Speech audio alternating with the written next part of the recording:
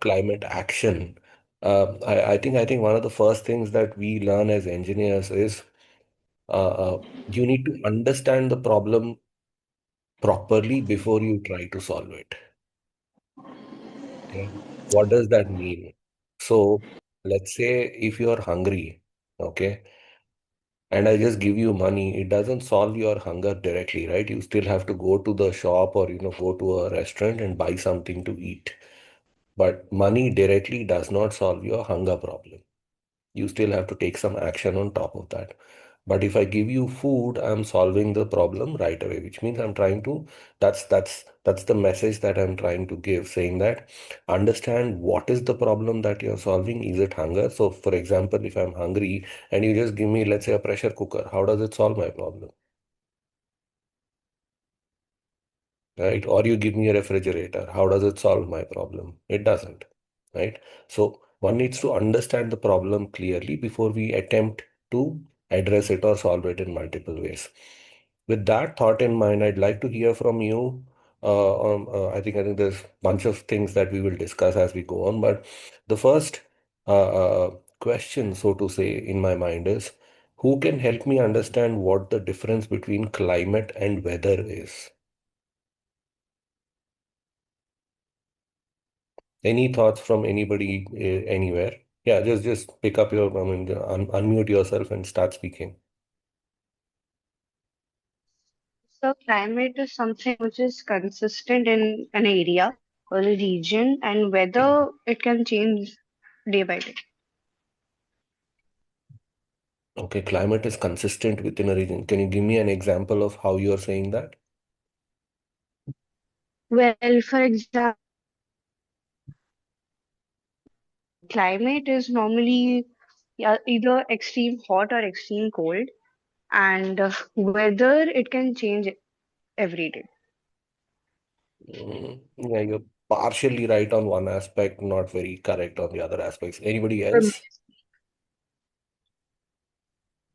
So Sir, I climate think is a long term it's much of a long term specific because it's like it notes the pattern of weather changes in an area, whereas weather is at a point of time, whatever however the weather is, it's like it measures whatever is at a point of time.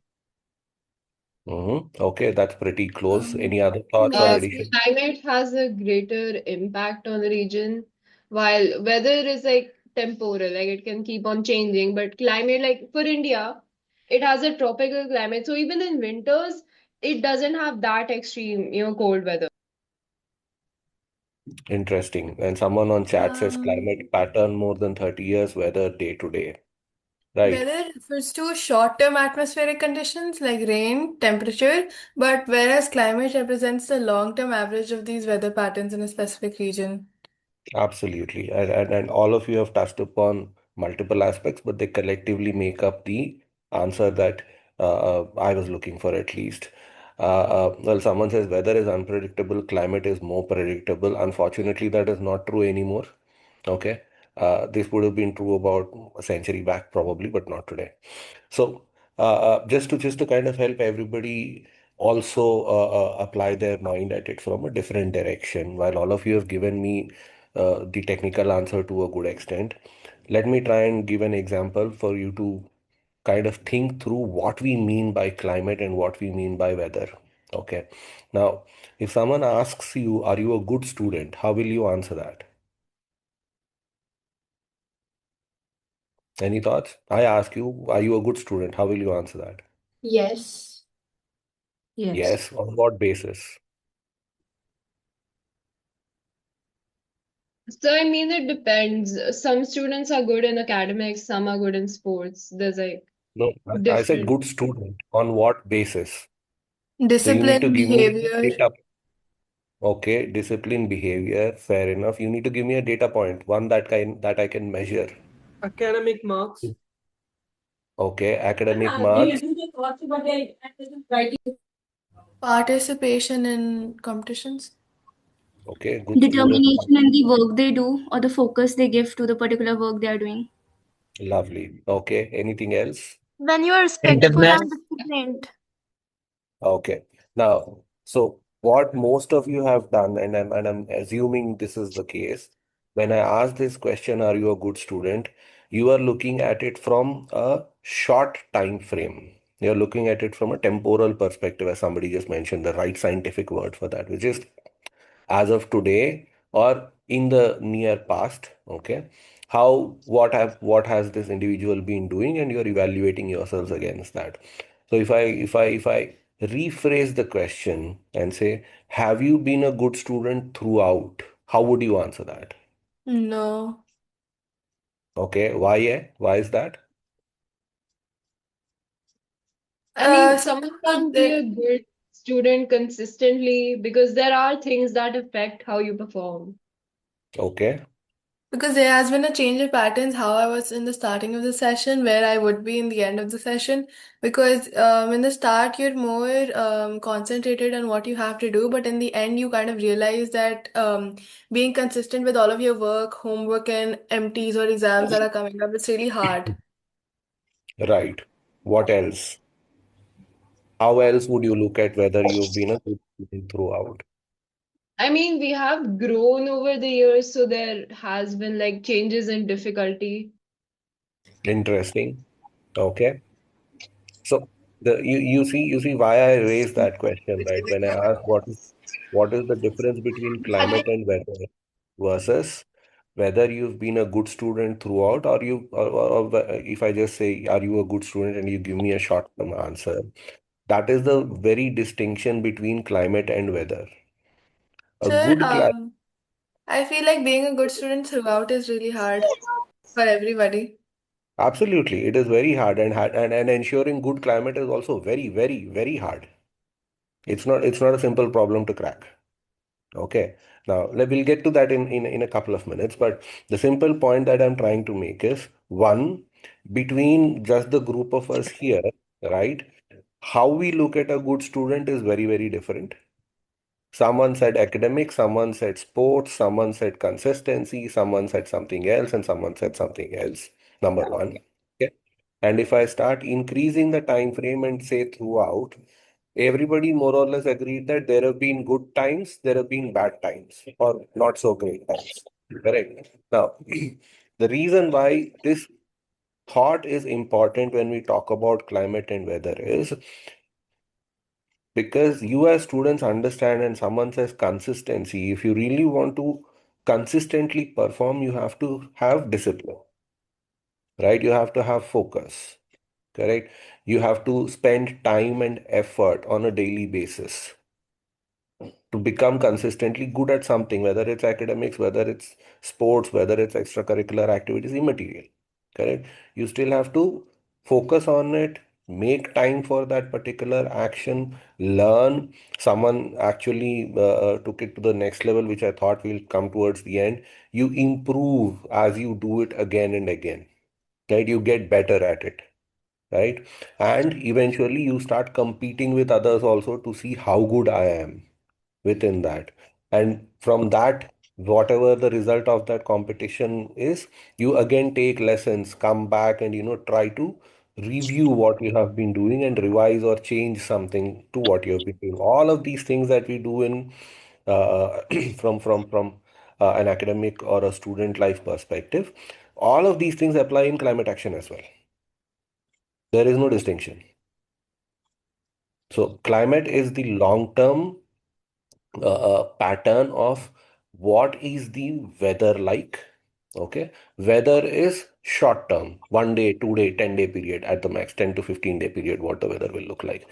There is multiple layers within weather also. There's this concept of micro weather today, which essentially is, not minute to minute, but to a certain extent, hourly accuracy of, what the weather will look like. But in general, all of us are on the same page. Climate is from a long-term perspective. What is the temperature of this place? What is the humidity level of this place? What is the propensity of rain during a particular period in this place? So we define seasons basis the climate pattern, right? In India, we have seasons in different at different times of the year. In Australia, the seasons are same seasons will be at different times of the year. In Europe, the seasons will be the same, but at different points in time of the year. In Brazil or in South America, the seasons would be the same, but at different points in time of the year. And the intensity would be very, very different. That's where the tropical climate zones and the Arctic climate zone and others come into picture, because that's the distinction that we are trying to understand how things pan out. Now, this is a very, very simplified, basic foundational view of what climate is and what we are trying to understand here. Now, what is climate change?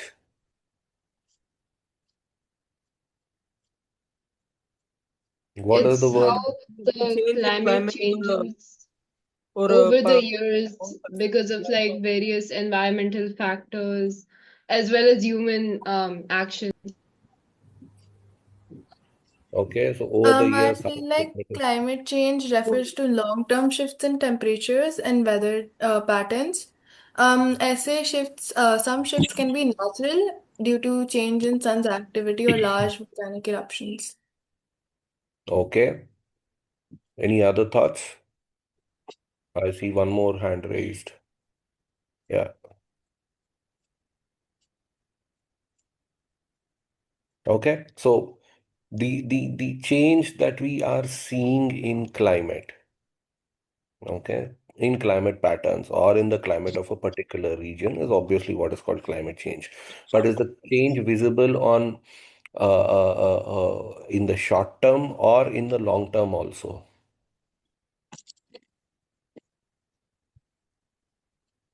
Which one is this? Are we looking at short-term change or long-term change or both?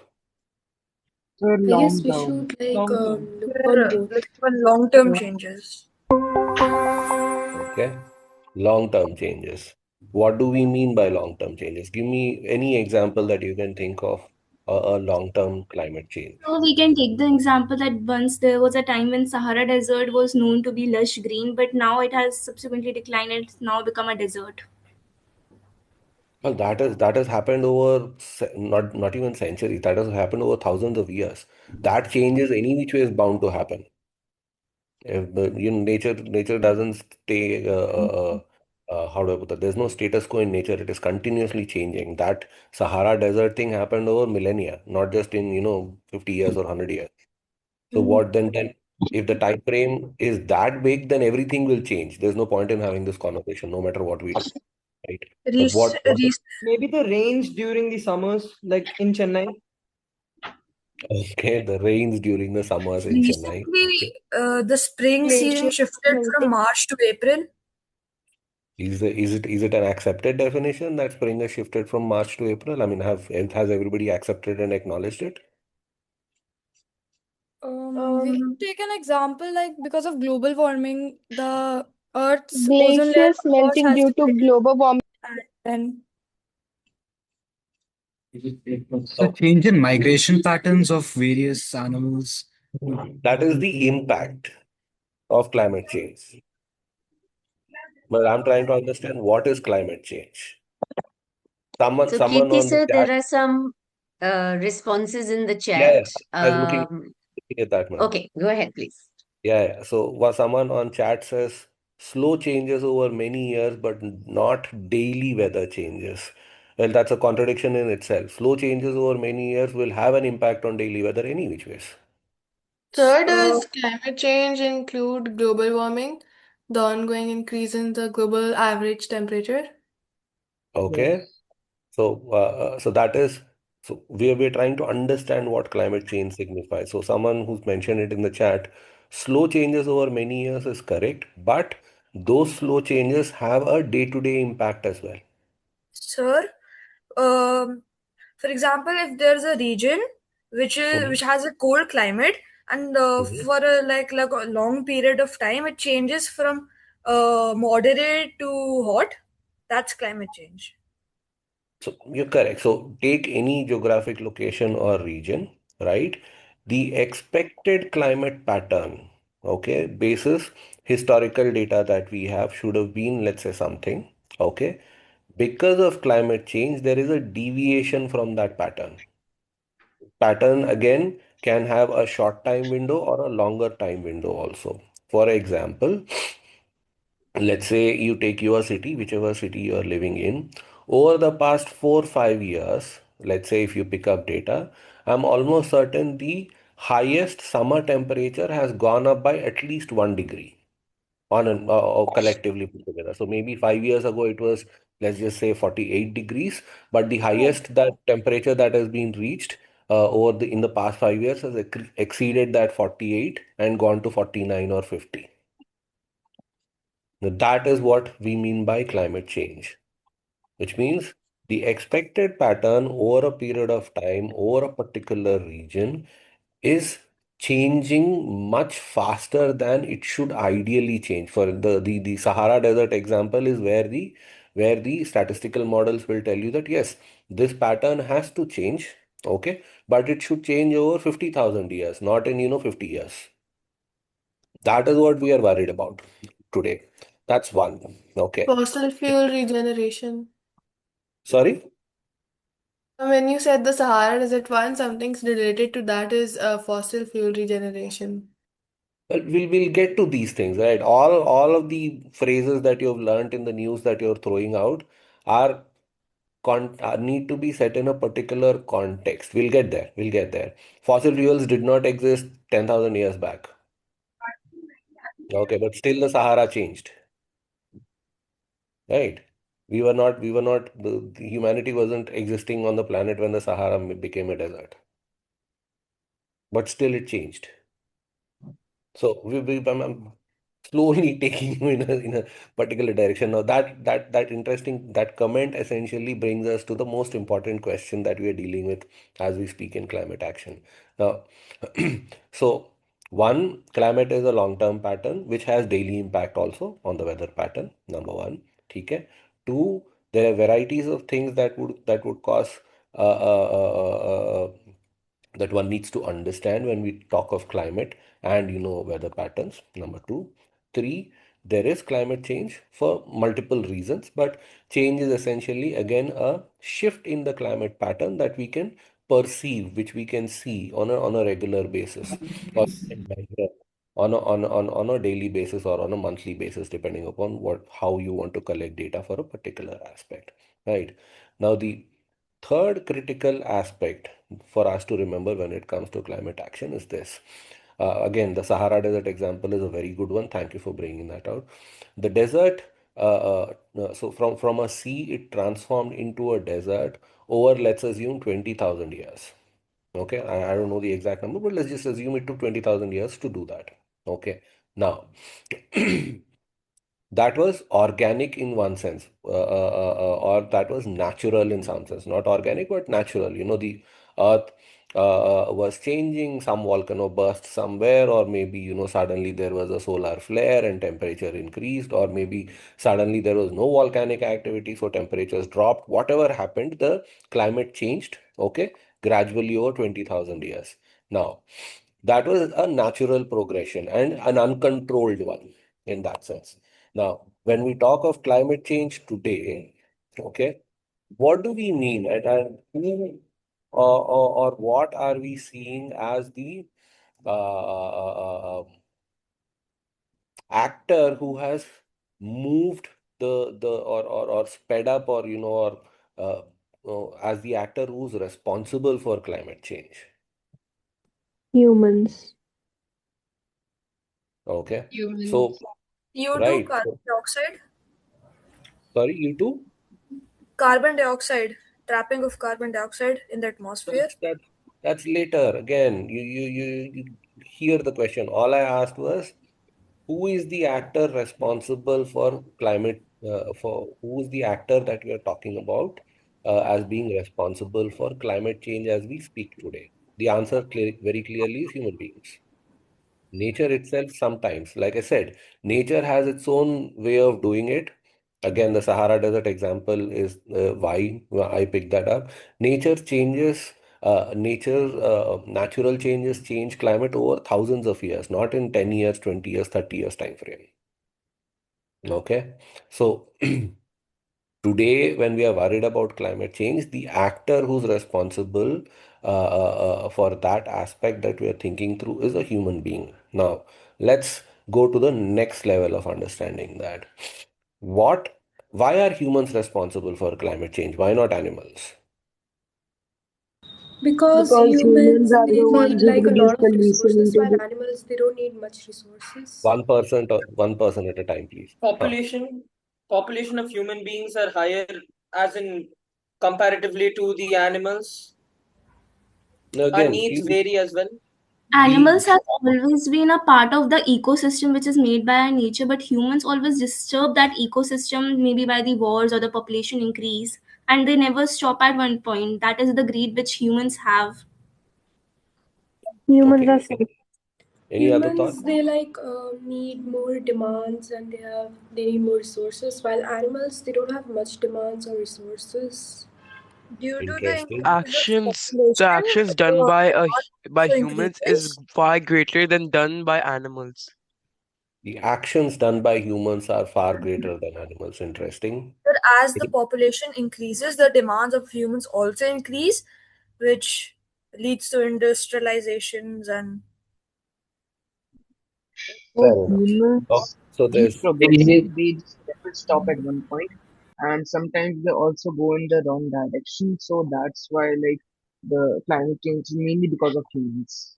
lovely. Thank you, all of you. I also There's want to add that these industrial activities release a lot of greenhouse gases, and this is the I main don't know reason. what a greenhouse gas is yet. I haven't gotten there yet. I don't even know what a greenhouse gas is yet. Okay. Okay, All should I'm I? trying to understand is why are humans the actors who are responsible for climate change? As simple as that. Okay. So simply, very simply put, all of you are correct, including the greenhouse gases work, right? The fact of the matter is humanity in general has always depended on nature for survival, like any other animal, correct? What has happened over the years is someone said greed, not survival of the fittest. If it was survival of the fittest, we should have been dead for a long, long time. We've been killing others. Doesn't matter. We'll come to that eventually. Darwin's theory, if necessary. But yeah, Sir, we developed by ignoring the nature. We just interesting. You're exactly where I want to take this conversation.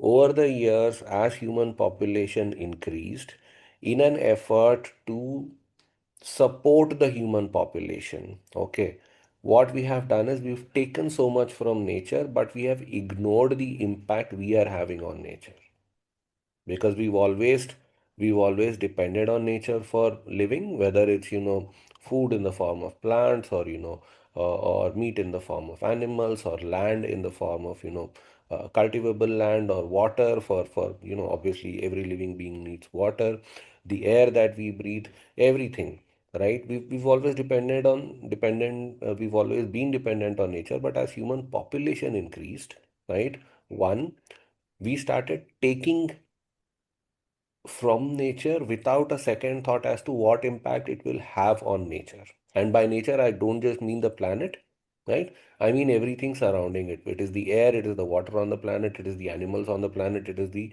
plant life on the planet, and everything that goes with that. Okay. So that is the primary reason for what we believe or what we see today as climate change. Human activity in varieties of forms. Some would only focus on industrialization, but it's not just necessarily industrialization. It's not just emissions. What all do humans do to live? I mean, Build there's many things infrastructure, they acquire land. deforestation. Construct houses, building. They travel, they go. Industrialization, deforestation. Sir, we strip Everything that nature from its every resources.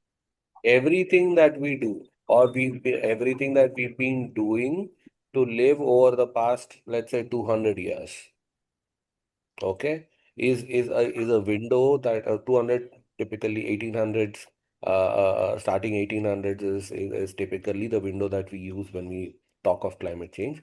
So in the past 200 odd years, everything that human beings have done has had an impact on nature, but we have not been conscious of how we are impacting nature because of our actions.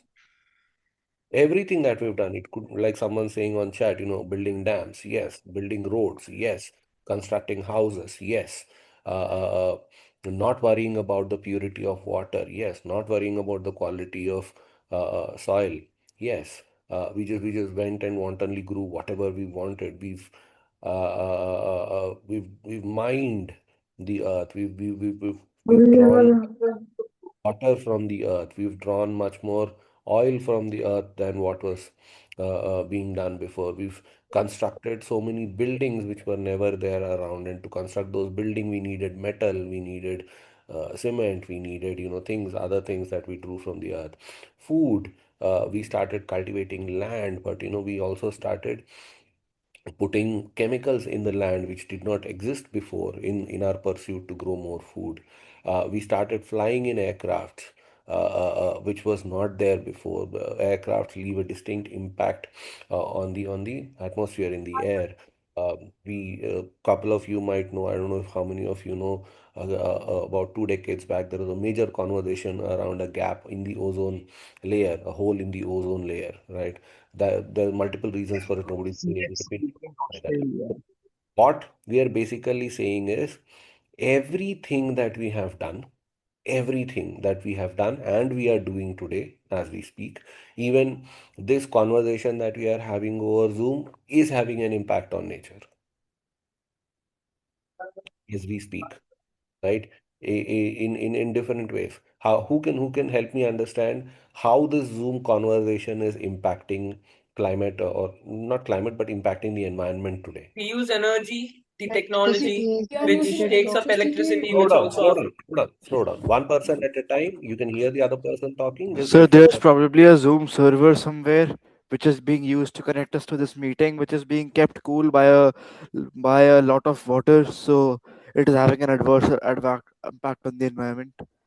So energy, water, data centers. What else? इसलिए मैं आऊंगा तो Uh, disconnect some करेगा data, some data centers also like cut trees, cause deforestation. Range Arch. का मैं ना What Bluetooth से else? Connect करेंगे तो रेंज का मैं The servers that run this meeting are emitting a lot of pollution and consuming a lot of electricity. Mm-hmm. Okay. What Tons else? of coal is being used to like generate electricity. Okay. How many of you are sitting with the air conditioning on?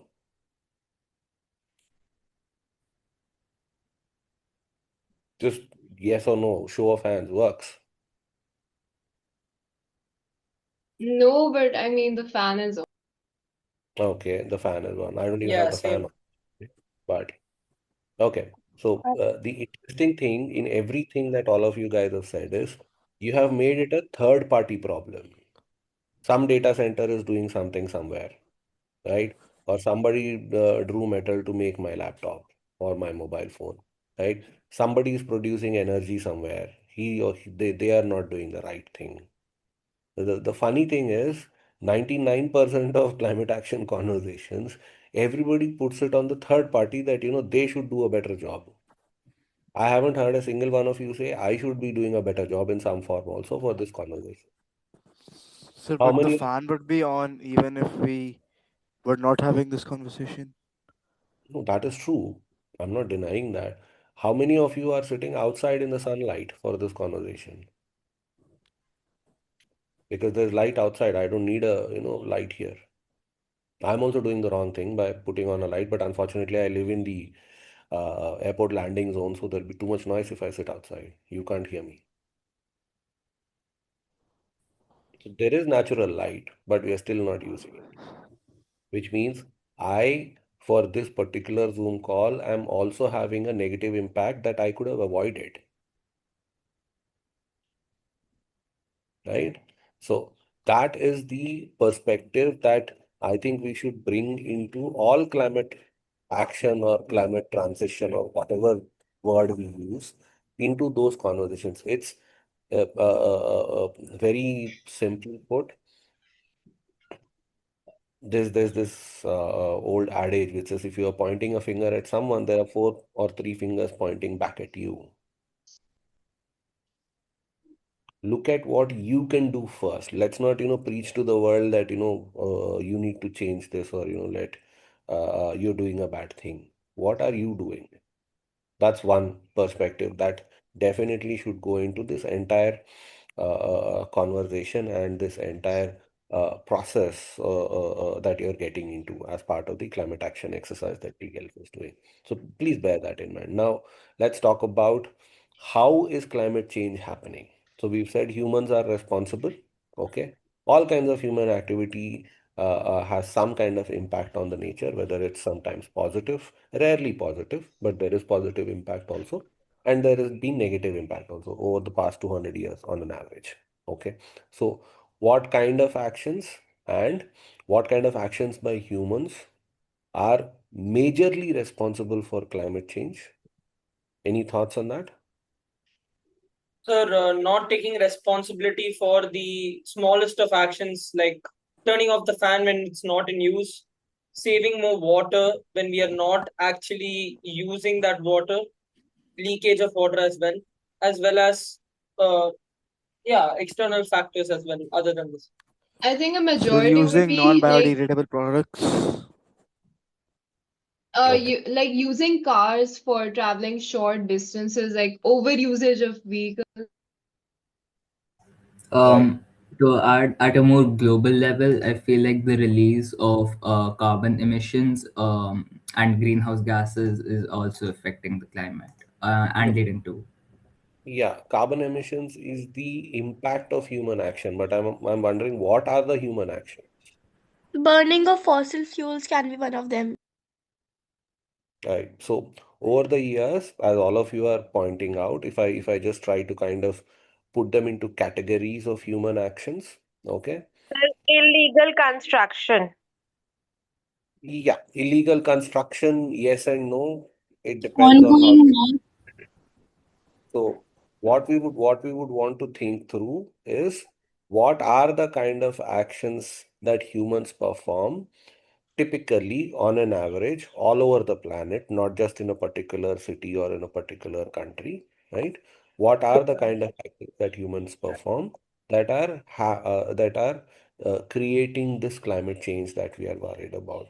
One, human life in general, the way you and me are living in general. Okay, that's one. Okay. Uh, it could be how you live in your house. It could be how you travel to school. It could be about how तुम दोनों चुप हो जाओ. it could be whether you're using an air conditioner or a sorry, or a fan at home. Anything and everything that we do for life in general, just for living, not for working, but for living in personal life. Okay, that's one of things. Okay. The other category of things is what we are doing in professional lives when we talk of work. Or the better way of looking at that would be where do we work and how what we are doing at work changes things. So someone might be working in mining, someone might be working in pharmaceutical industry, someone might be working in the IT industry, someone might be working or maybe running a store of their own somewhere, right? Of some sort. So anywhere that you work, what is the impact of that work you are doing on the planet? That is the second aspect or the category of things that come into picture. Okay. What is the invisible category that we need to always be aware of? So one is, my life, the way I'm living my life, I need to be aware of that. And I know actions that I take as part of living are having an impact on the planet. Two, I work wherever I'm working, whichever industrial sector I'm working in, I need to be aware of the fact that, there is, because of whatever I am doing, there is some impact on the nature. What is the third invisible thing that everybody forgets about? Any ideas?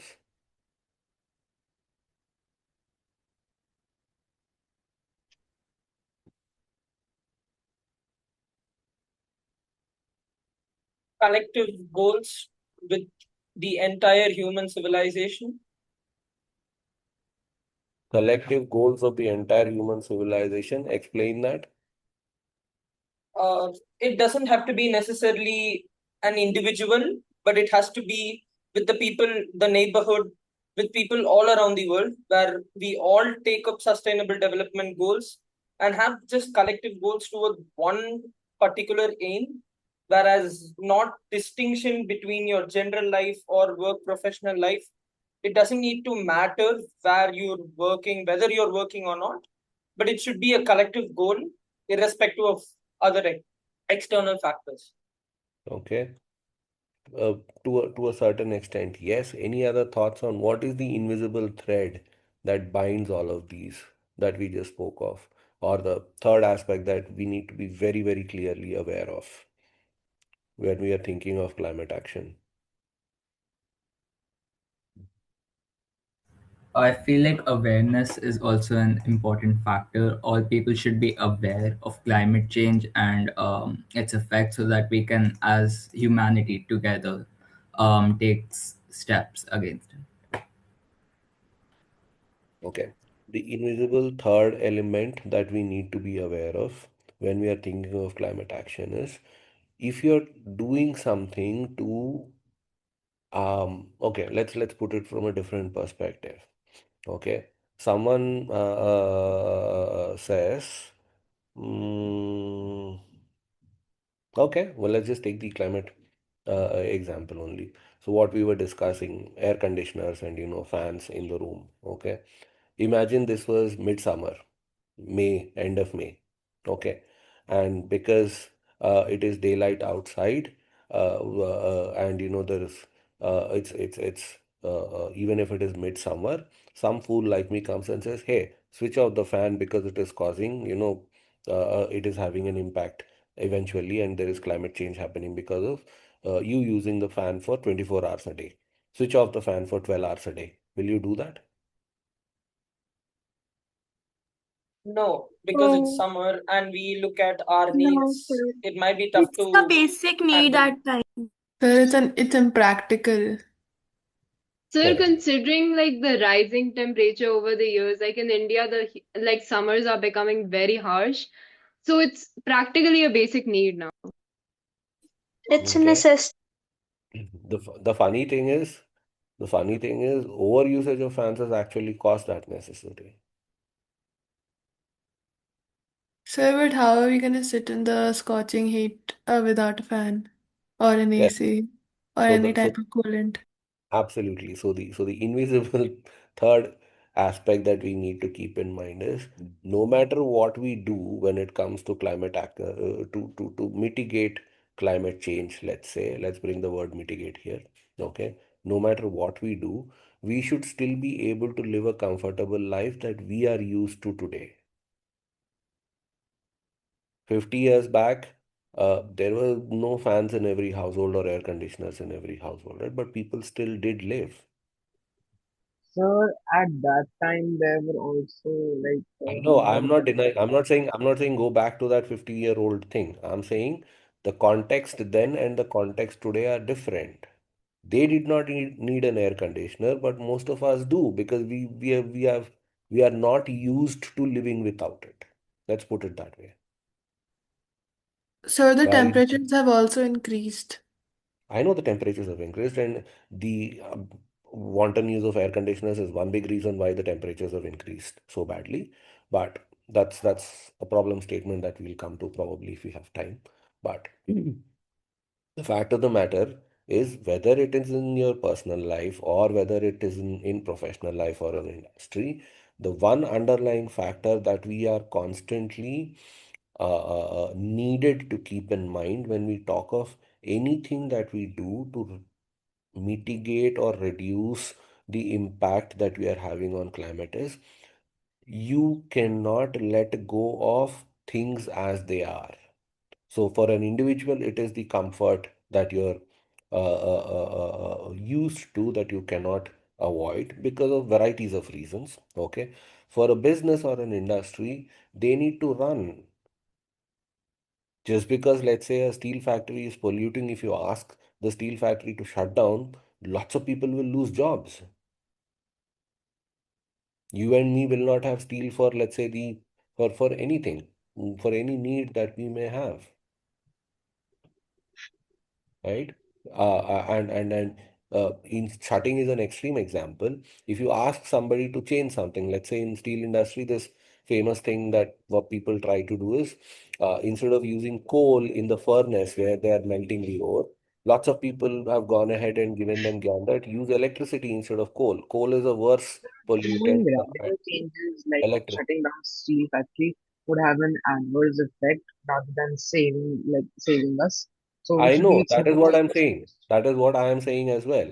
It will not just have an adverse impact on the steel industry, it will have an adverse impact on the entire economy. Your life and my life, directly and indirectly. Right? So, even when you want to do the right thing for the environment, even when you want to act towards mitigating the impact of climate change, you still have to make sure that the economic side of it or the social side of it, both, whether it's comfort for a human being or whether it's, profit of a business or jobs of, thousands of people, in general, the economic growth of a country, all of those also need to be kept in mind because that is today's reality. Okay, so that's the invisible thread that you need to keep in mind. So you might propose a change in your life, right, or propose a change in your industry, but it should at least not have a negative impact on things which are important from that perspective. From home, from your life, let's say it's a comfort perspective, or for a business, let's say it's a profit perspective, just as an example. If I suggest something to a business which negatively impacts their profit while having a positive impact on the planet, will they do it? No. No. Correct. So that's the thread that you need to be aware of always when you propose anything. Uh, so why are human beings behaving in a particular way today? Because there's always a reason behind that. Why are let's say why do we sit in air conditioners? Because it makes us more comfortable. We are Sunny. comfortable in the space that we are in, right? You are able to manage the adverse impact of the weather outside by switching on the air conditioner and comfortably live or do what you are doing. Why were people burning coal in furnaces? Because coal is the most readily available fuel that they had everywhere on the planet, not just in India. Coal is one of the most abundant sources of fuel everywhere available anywhere on the planet, right? So they started using coal. There's no other option. So this was a factor of ease of access in this case. And changing a traditional process from, let's say, a coal furnace to an electric furnace, requires a lot of capital expense from the industry, right? Electric furnaces do not come cheap. Okay, number one. Second, instead of buying coal, you now have to buy electricity, which means you have to think through whether enough electricity is available to run the furnace there, or if somebody is willing to supply that energy to you or not. We see power cuts on a regular basis, especially in the industrial belt. In homes in large cities, it has gone away these days, but until 10 years back, power cut was a normal thing on a daily basis. So there should be power supply available because furnaces use tremendous amount of energy, right? Then it should you need to train people on operating an electric furnace. It doesn't work the same way as a coal furnace does. You see, it's the same as, let's say, you've been driving a bullock cart versus you suddenly given an automobile to drive. It's very different, right? So that's training is necessary of people to do that. Then comes, since a company has invested, let's say, 10 crores buying a electric furnace, when will they recover that? And when will they start making profit on top of that? Is it in 3 years? Is it in 10 years? Is it in 25 years? The company will take a call on all of these aspects. So again, what I'm trying to simply say is any action that you are taking towards climate change, first try to understand why this action or why this aspect that you're trying to act on is being done in a particular way today. What were the reasons behind the way things are today? Okay. And if I change it, okay, will I negatively impact the reasons for which this was happening this way so far? If you're negatively impacting it, people will not take it.